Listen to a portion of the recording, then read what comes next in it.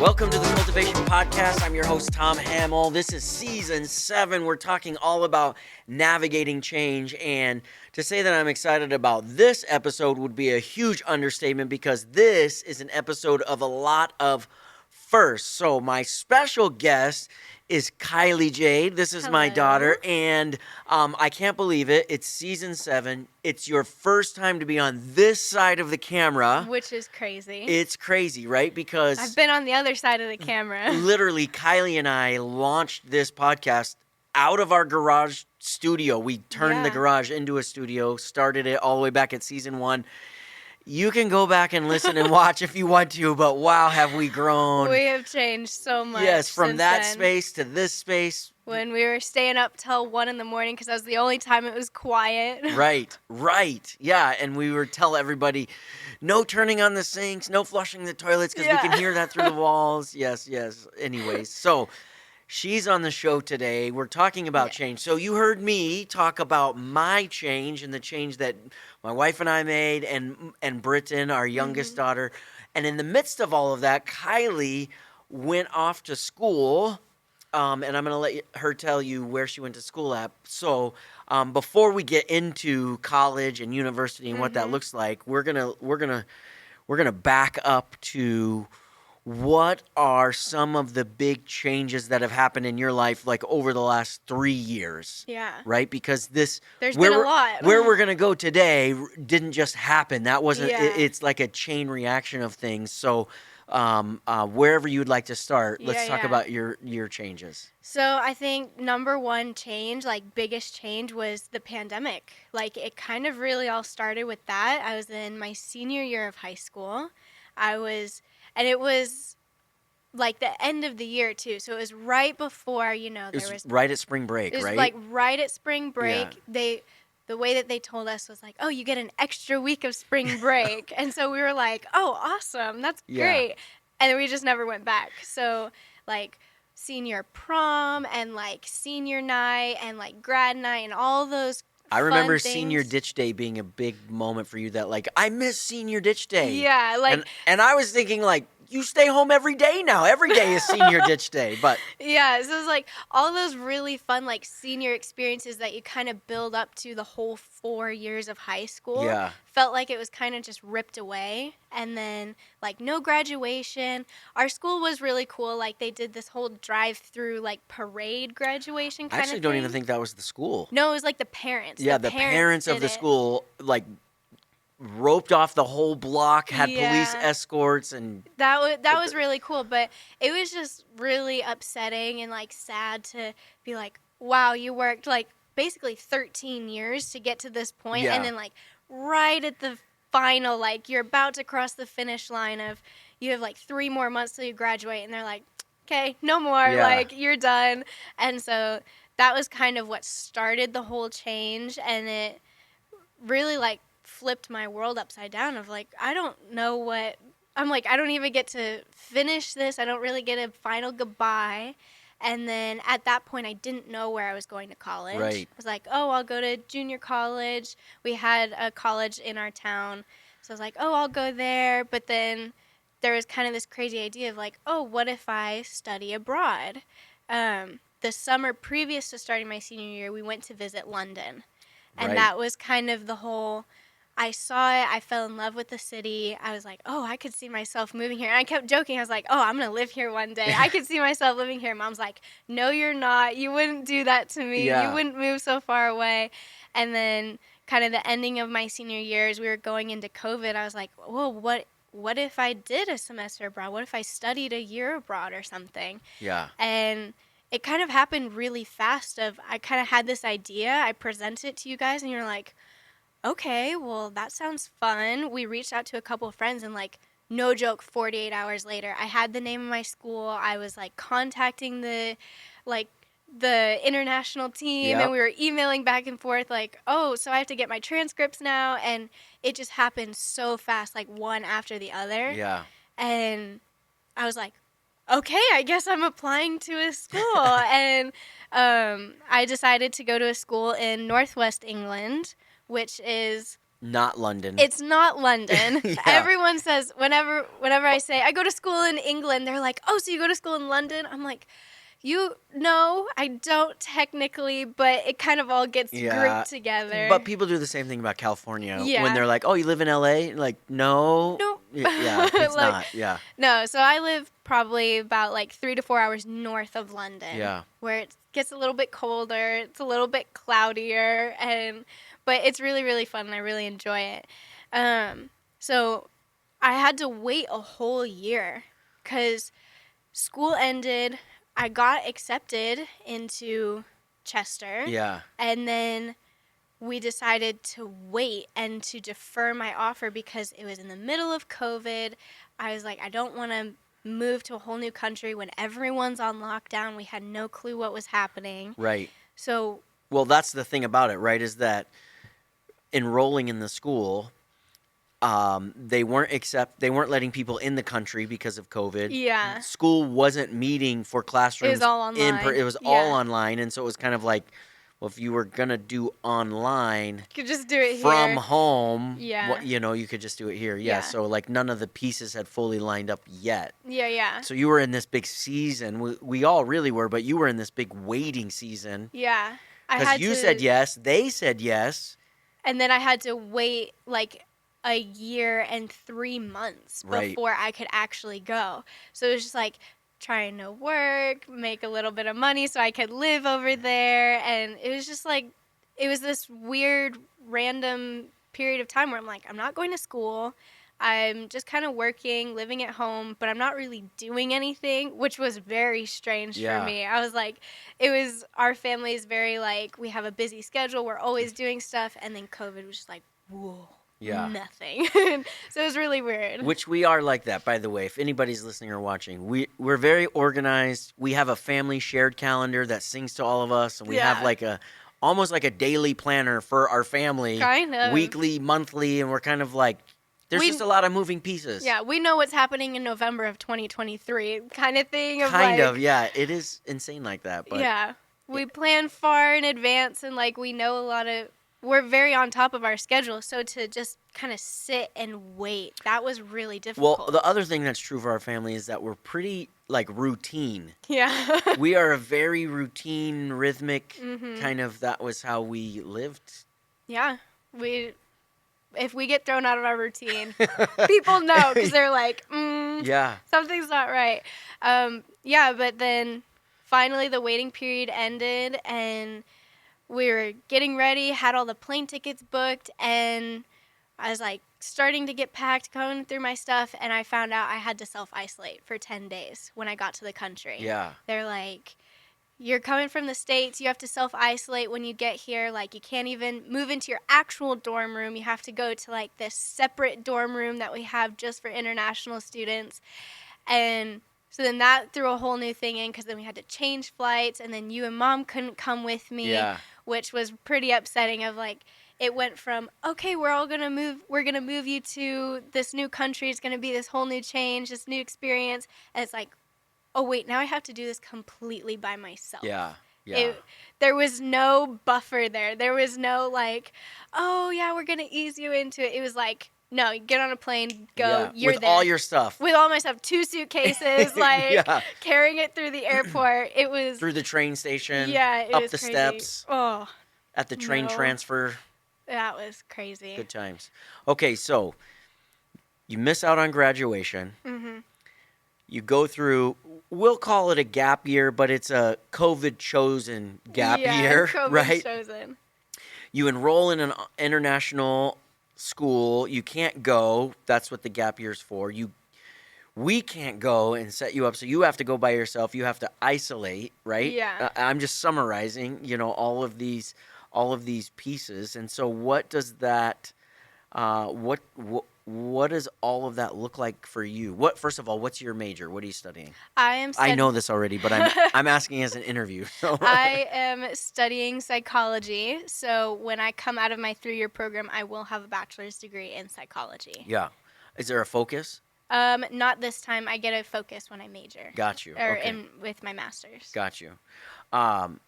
So psychology, you're going there for that, which is exactly what we're talking about, like the Yeah. psychology of change and all of the changes that you're going. Yeah, So absolutely. you go over there, you're isolating while simultaneously we are making some changes and navigating some changes Yeah. here at home. Yeah, because I really did. I had to make my own community, kind of start my own like separate life, as Yeah. you will, like making my own friends. No one there really knew our family. Like we didn't know anybody there.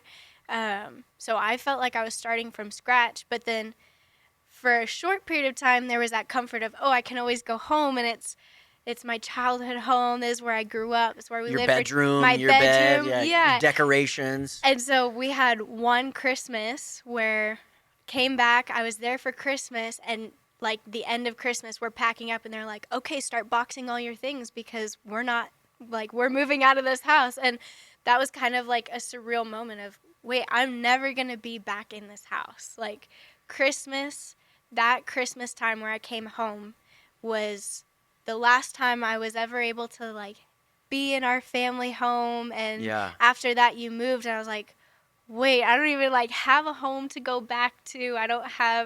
I'm like, I don't know where you guys are living. Yeah. I had to figure out where I was going to live over the summer and like how that worked with you. And I was like, well, if you guys don't even have a house, how am I going to have a house? Like there was just a lot of confusion and a lot of moving parts that took a lot of navigating, and still just kind of like, you just got to go with the flow, kind of. Sure. Yeah, and you've done great, by the way. So there's a few things of this that I want us to unpack as we talk about this, and just so everybody that's listening, Kylie and I dialogued about this episode and some of the things that we wanted to bring out in this show specifically. So if I forget something, just chime in. Yeah. You're bossy like that, so you'll be fine. But so that's all the change that you know. We talk about the change. Your change is happening at the same time as our change, and when we were making our change, we didn't know where we were going to move. Like our plan wasn't even to. We literally were going to couch surf.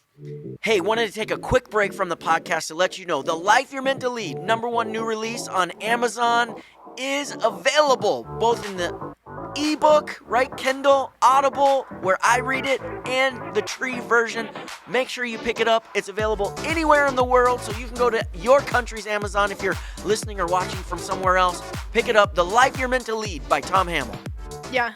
So you don't have your childhood home anymore. You don't have that neighborhood, you know, that community, that elementary, junior high, high school, the circle of friends that you had gone through all of that season with, right? All of that kind of stuff. So let's talk about this for a second. During that change, so you had the isolation of COVID. Yeah. The isolation of no community. Yeah. The isolation of not being able to go back to your old community. Yeah. So talk about that for a minute, of the power of, or the season of that change that you had to go through, and this is really a part of everybody that is going through change in their life. Yeah, it was hard, not gonna lie. Like it's really hard when so much changes, and then not only are you going through it, but then what was your comfort and what was like your home base is changing. So it kind of felt like by the time you guys were moving, I felt like I had more security or more of like a home base in Chester. Yeah. Because by that time, I had worked so hard I poured myself into the church. I was at the church like 3 to 4 days a week. Because like when Let's throw a shout out to your church folks. Oh yeah, shout out to all my audacious folks out there. Yeah. Audacious Chester. Yes. Like when I moved there, I had talked to a few of them on like FaceTime or Zoom, and then when I found out I had to isolate, they actually came and they like brought me groceries and they brought me food, and that was like my first in with that community. We also found out, by the way, they don't have goldfish crackers. Biggest disappointment of my life. I got there and I was like, can you guys bring me goldfish? And they were like, an actual goldfish? Like the fish? They thought Kylie swallowed and ate whole I swimming don't know. goldfish. It was awesome. I was like, no, like the cracker. And it was it was a journey just to find goldfish. But anyways, I still find it funny. So it is very funny. That we could make a whole A other thing on. Maybe that will be in the bonus episode. Yeah, all the changes that are from the U.S. to the UK. Yeah. So okay, we're talking about the loneliness, because I know this. Whenever we're making changes, whether it's physically lonely, which you experience through isolation, Yeah. whether it's mental or emotional loneliness, which you experience by not being able, by the realization you don't have a home base to go back to, is isolating in and of itself, right? And then having no one from your tribe experience this change of going to a new country, and obviously for most people that is an extreme change. You know, most people don't just uproot and move to another country. You know, so it is dramatic, but the elements of the change are true for any kind of change that we're going through, right? So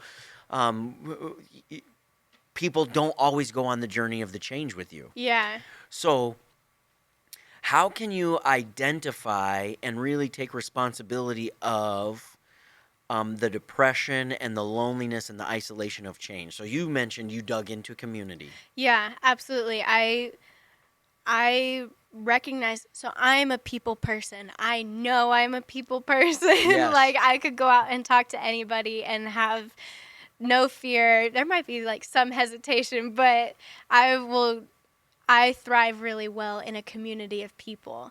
And those 10 days where I could not go outside, I couldn't talk to people, like even other people that were in the building, I wasn't supposed to be talking to them. So really the only community that I had was FaceTiming my family back home. Right. But there was still a time difference, so I was very much by myself, and I kind of took that time as to be like, okay, well, this is a lot of what this season is going to be like. And I kind of just narrowed into that of like, okay, what are my goals? What do I want to do while I'm here? Like, yes, I'm here to go to school, but like, what do I actually want to do? What do I want to experience? Like, what kind of person do I want to be? Yeah. Because it's the first time out of our family's house. It's the first time on my own. So I kind of took that 10 days as like a dreaming period almost. Yeah. I'm like, I have to be here. I don't have another choice. So like, how can I make the best, like, how can I make the most out of this situation? Yeah. And then coming out of that, I was like ready to run. I was like, wow, that is a really powerful concept of how you went retrospective and you redeemed the lonely season by working on yourself during the lonely season, right? Because a lot of people, they're in misery in the lonely season. Yeah. And that just kind of makes it worse. Yeah. I think I spent like the first 3 days literally doing nothing, just like watching Netflix in bed. And I was like, this is so boring. Yeah. Like, I was like, I have 7 more days of this, and it was driving me nuts. And so I was like, okay, let's pull out my calendar. Let's pull out my planner. Like, let's start writing notes. Let's start planning trips.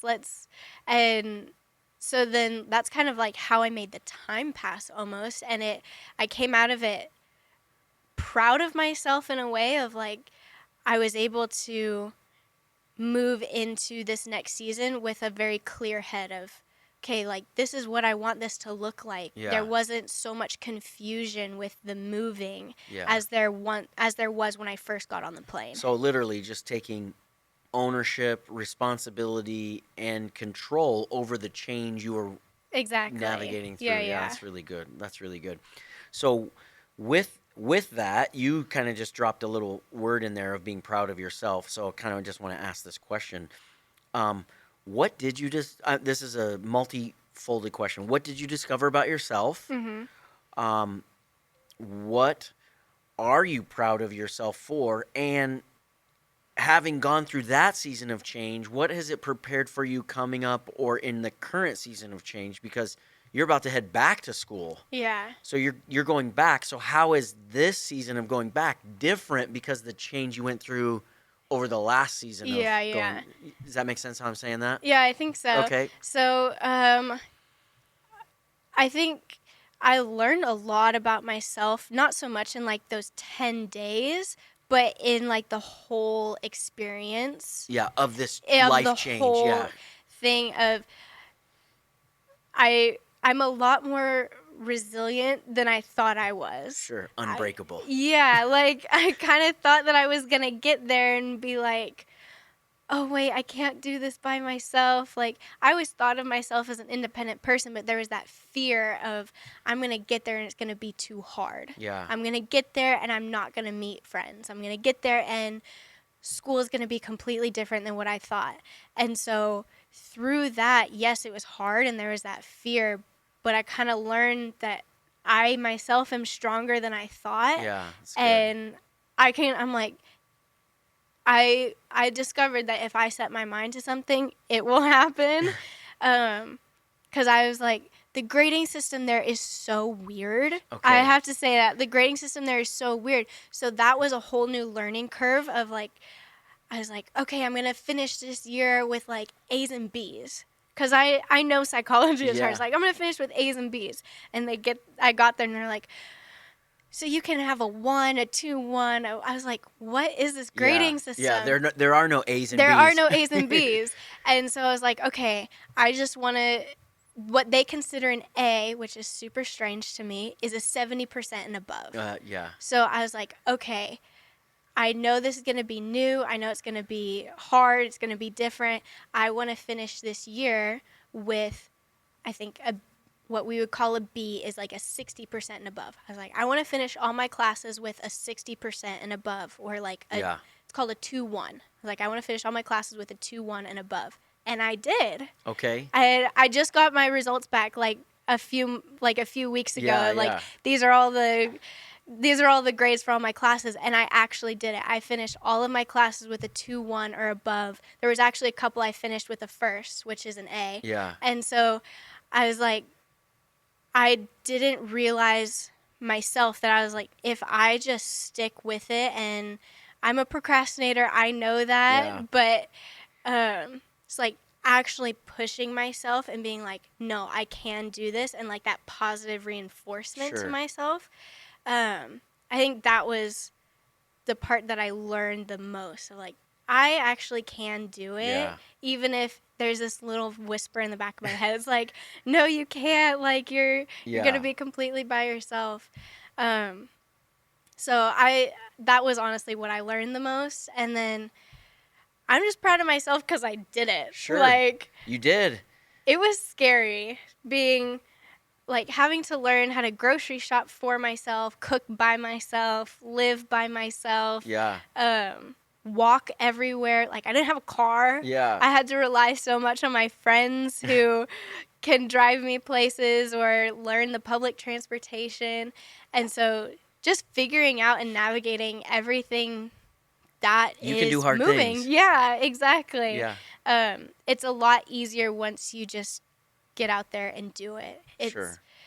I feel like there's more fear leading up to it. There's more of the what if this happens? What if this happens? And you could get caught in that cycle of, oh my gosh, what if this happens? Or what if, like, this months leading up to it, there was a lot of what ifs. Sure. And then once I actually got there and got involved and started to make friends and started to put myself out there to make my community, it just fell into place really easily for me, and it made it so much better. Yeah. And it wasn't as scary once you actually just get on the plane and do it and be there versus the leading up to it and the waiting and the planning and the researching. I want to break in and just say this real quick to anybody that's listening and watching too, because one of the things that I've given my life to and really strive for is helping to awaken the change in people's lives, awaken the possibility and the purpose. And I know that on the front side of making that change, anxiety can paralyze us. The what if, right? On the front side, we're paralyzed by anxiety. But on the other side, once you make that change, the amount of freedom to go, oh, I can do hard things. It's not as complicated. It's not as scary. It's not as fearful. That freedom is so empowering. So it's like two sides of a scale. The anxiety of making the change can paralyze you from making the change because of how our brain plays tricks on us. And then the freedom after you make the change, boom, then you're just like, oh, I can go do this, and then this, and then this. And now you're doing things you didn't even think you could have done or imagined you would have done on the other side of the decision to make the change. Yeah. It's like you carrying the suitcases up the stairs by yourself with everything you own right there because you have to go transfer trains from Manchester to all those kinds of things that you were able to do literally without Daddy's help. Because I don't know of a time that you traveled prior to that without me. Yeah, I think the only other time I had done it was on a missions trip, but I was still with close friends who close friends. Your close friends who like we consider family. Yeah, right. So Uncle Steve. Yeah. Yeah, right. All of those kinds of things. So again, all of that was really, really powerful. So I just want to encourage people watching, listening. Don't let the anxiety of the change paralyze you from the freedom that comes after you make the decision to the change in your life. And it may not be, again, as dramatic, I'll use that terminology here, as moving to the other side of the globe, but it still can be world-changing. Like your world-changing, it still is a big deal. So I'm not trying to minimize that or exaggerate it in any way because, change is a stressful and emotional season. So, okay, last question, and then I'll wrap it up with a couple of thoughts of like, okay, so you're getting ready to, in just a few short days, get on a plane and go back for the next year of university. Yeah. How is it different this time than last year? How are you different? How is the expectations different, right? Because from the exterior, you're making the same choice. Yeah. You're getting on a plane. You're going back to the same school, right? Like you're making the same choice. So how is it different this time than the last time? How are you different? Yeah. This time I definitely feel more confident in the choice that I'm making. Like the first time it was like, I don't know if I'm going to like it. Like I don't even have like a plan B if this doesn't work. Like there was still kind of that hesitation, whereas this time I'm like, I absolutely love it there. Yeah. I'm so excited to go back. I'm so excited to see my friends. And I think that's another part of it is I have friends. Yeah, the community that you built there. I have a big community. I have this whole life that I really have worked hard to build and people that I know really well. And so I'm already setting up coffee dates and stuff with people like, or okay. Tea. It's England. Yeah. We drink both there. So, like meeting up with people like, okay, like I'm getting there on the 19th, on the 20th, like let's go and get coffee in town and stuff. And I have great friends that I'm going to live with this year. Whereas last year I did live by myself in like the dorms. Yeah. And, right. Even that is an intentional step of living with this group of girls that you're I get to live in a house with my friends, and so I'm really excited to go back this year for different reasons, not just because it's new and it's exciting and it's a whole new adventure, but because it's something that I've built for myself, and it's not really so much of a change, it's kind of going back to another part of my life. Sure. Awesome. Okay. This will be my last question. This is such a dad question. Okay, so what have you learned at school? Like, is there anything that you're like, oh, I want to just share this with people watching and listening? Like, you've helped build this podcast. They're your audience as much as mine, even though they've never had a chance to see you or meet you, right? So I'm putting you on the spot, I know. So if you don't have anything, then I could just take it from there. But. Yeah. No, one thing that, we're talking about change. So I guess one thing particular to change that I've learned just from doing research in classes is change causes some of the biggest loneliness in your life that you'll ever experience. Whether that's changing relationships, because you could choose not to be friends with someone. You could choose to move. You could choose to start a new part of your life, start a new journey. Like, a new job. Yeah, there's starting a new school, right? So many ways that someone can experience change. And you had kind of touched on it earlier of the way that you experience change is so different than how someone else experiences it. And even if someone says, oh, I know what you're going through, like I totally know what you mean, they don't, because like they can sympathize with you, but they don't know exactly what you're going through because how you go through it is going to be completely different than how I Yeah. go through it. So just know that change can be very lonely, and you have to work really, really hard to work through that loneliness and create your community. It's not just going to be there. It's not just going Yeah. to show up. People aren't just going to show up at your doorstep and be like, okay, I'm your best friend now. Like, you have to work towards those relationships. And even though it is a little bit lonely, like, just know that it is something that you can work through. That's good. That's good. Thanks for sharing that. Thanks Yeah. for helping to create the Cultivation Podcast. Absolutely. And I just want to springboard off of what Kylie was just sharing, and that is this.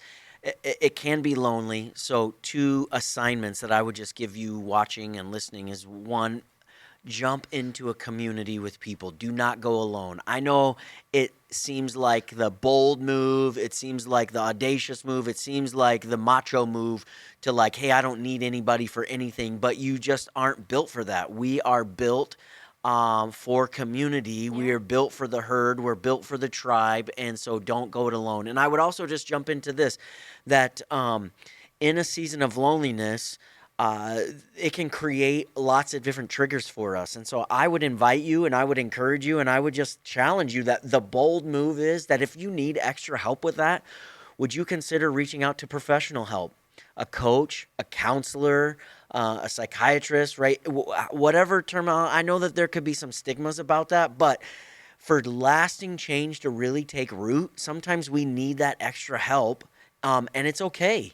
It's okay to make the best decisions for your success, and sometimes that is even getting professional help. Again, we're sensitive to that. Kylie's getting a degree in psychology as a psychologist, and so we just are aware that that is a powerful gift and tool that we have available to us. And so I would encourage you that if you need some help, that you would reach out. Maybe it's to a pastor or spiritual guidance or counselor or mentor that way, or a professional one, that sort of thing. But take that step. I would encourage you and invite you to do that. Thanks for listening. Thanks for watching. Kylie, thanks for being our guest. Thank This you. has been the Cultivation Podcast with Tom Hammel. Thanks for checking out this week's episode. Be sure to hit the like button, as well as make your comments in the comment section. We'd love to hear from you and journey with you. Also, hit the subscribe button so that you don't miss out on all the other incredible content we have coming at you.